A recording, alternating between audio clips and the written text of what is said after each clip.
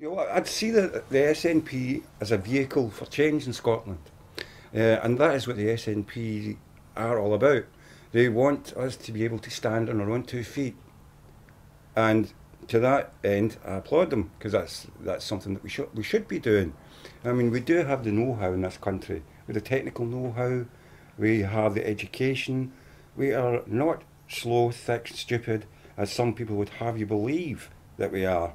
We have some of the finest minds in the UK at present, and to stop any sort of brain drain, perhaps this could be a fantastic starting point for Scotland to retain its finest brains, were we to have a measure of independence. And by that I mean complete separation, as they would like to call it, but complete uh, control of our own resources and our own people and our own social pragmatism, if you like, so that we can look after our own people far better than is currently the case. So therefore, with all of these things combined, these are the reasons why I would say vote for independence, because the status quo is not an option. I was born in England, the south of England, and I've been in Scotland for 12 years. I fell in love with the place as soon as I arrived. Noticed several differences, and I'm glad I stayed. I'm not really up on the politics scene, but so yes, there are really scary parts about that I would worry about. But would I be able to vote being English because I live in Scotland? I should think so, because I don't plan on going back. But I'd like to know more. I'd like there to be more layman terms, if you like, the way to put it, so that we can all understand things a lot easier. I can understand why everyone's afraid, because of the things that London come out with. I mean, really they are ridiculous to say, oh, we couldn't manage on your own. We couldn't manage on your own. Scotland can't manage on their own. But I think you can. I think Scotland can manage on their own, and I think Scotland can profit from being on their own. You wouldn't have, like, the Olympic money. All that money that was sent down for the Olympics, which made Scotland short of money for themselves. In my youth, I was a member of the Labour Party, but that was a long time ago now. I'm 52 nearly, and the Labour Party back then is certainly not the Labour Party as it is nowadays. At least then there was an element of sort of social justice about them, and I'm afraid to say that nowadays they're akin to the Tories. There just isn't much between them at all.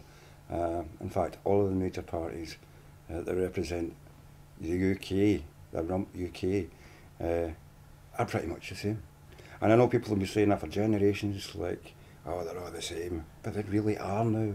They're all privileged and come from wealthy backgrounds that know nothing about the struggles that ordinary people face. Well, I think it's an abhorrent waste of money, for a start.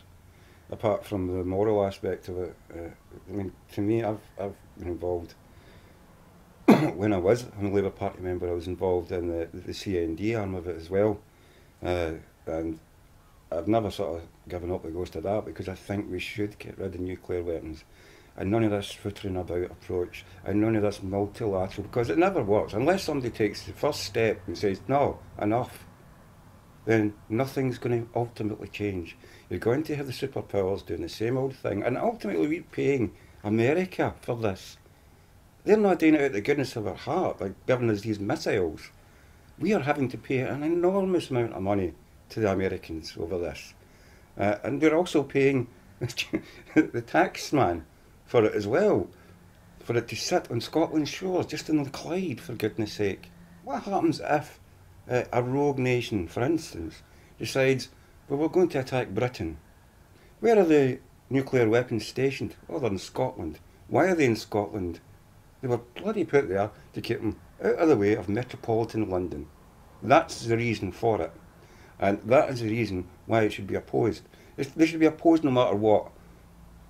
But there's no way that the Scottish Government, I believe, will allow these things to remain on its soil after the event, after we vote, no, we want independence away from all of this. We need to get rid of this. Let's be clear, we don't want these things on our shores. Well, the reason why you've probably got nuclear weapons in Scotland is because of London's policies, whereas I think if you're an independent, you're such a small country, you're not well, everyone I've spoke to says, oh, I love Scotland, I love Scottish people. You're not a threat. So you could do away with them and be clear that no one's going to threaten you because you haven't got them. I think you're more of a threat if you have got them. So I'd say get rid of them. I wouldn't keep them. I mean, people talk about the thousands of jobs that there are in the cloud that will be lost. Well, that's a nonsense, because those people's skills can be utilised in other ways. They don't all concentrate on the atomic fission element of it.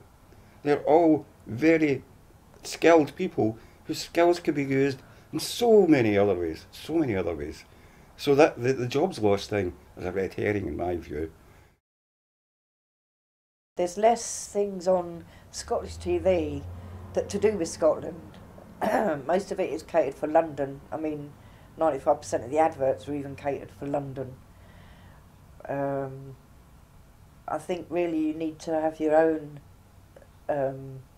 media up here more, not joined to the other ones like the BBC or ITV. I find it incredible that there's a total lack of balance that's been shown by the BBC in particular with regard to this. Now, it's only recently that they have been told to stop using the word separatism to describe Scottish nationalism or independence, because it's derogatory in its nature, very nature. So they're, basically what they're saying, they have an agenda. They are not promoting a level playing field here at all.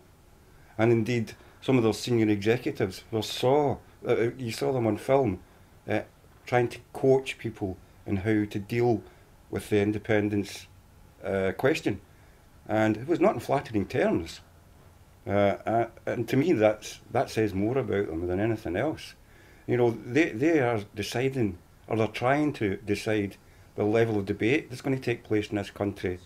Well, you're only getting a one-sided story. I mean, you're getting whatever London thinks you need to know. I don't think there's enough put on it from Alex Salmond's side or anything like that. No, there's not enough people allowed to express themselves. They're all gagged by the media. It was kind of inevitable that somebody was going to have to stand up and say something about this. However, the rift that this is possibly going to create within the Labour Party, especially coming from headquarters in London, they're not going to be happy about this, because they want the status quo very much to remain here as it is. Now, there's elements among the Scottish Party who won't be happy with it either, because they're quite happy to follow London's lead and not ever, open their minds to another way of thinking, because they've been so used to this, so used to just turning up and getting votes to turn up and vote for them, time after time after time. And where have we got? Now, well, people have considered this in the Labour Party. I saw that people maybe are a bit more left-wing in this country than the Labour Party certainly has been recently. And they see the independence debate as being important to their survival in the future, because they can see that people will vote for independence ultimately, and they know that they've got to be a part of something here when it does happen. They've got to maintain their party in some way or other. And if they don't start thinking like this, then I'm afraid the party will just drift away and they'll become a rump, become factionalised. I think an awful lot of them really are disillusioned by how far to the right the Labour Party has swung. Many people remained in the Labour Party despite Iraq, thinking we can change this. You know, we'll change it from the inside in some way. But unfortunately, it just seems to get worse and worse, particularly the way they've been driven from London. It's just shockingly bad. A lot of people feel they want to be part of a democratic left, and they don't see much democracy when they're being told what to do from London, for their own country, Scotland.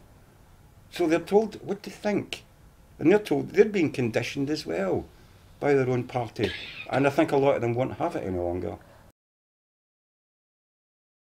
Yeah, I've certainly noticed the problem of the lack of confidence in fellow Scots over the years, because they've been conditioned to accept that people in London know what's best for us. They know what's best, not the people around us, not people in their communities, but people in London know what's best for us. Now, most of them are English and know very little about Scotland, know very little about our lives, how our lives are, what our backgrounds are, what our hopes and aspirations ought to be. And they've been given in this drip negative effect for years. Now, I think that there's been a subtle change over the years with this confidence question. I think devolution in itself was a major step forward in bringing the confidence levels up, because people started to see that here was a parliament could actually get things done for its own people. We didn't have to wait countless years for something to happen from the Houses of Parliament. We could get it done. We could get it done. And we proved it. We proved it time and again. And yet, there are still people clinging to the past. But here, I think it is changing. People are beginning to see that this is becoming a more confident and prosperous country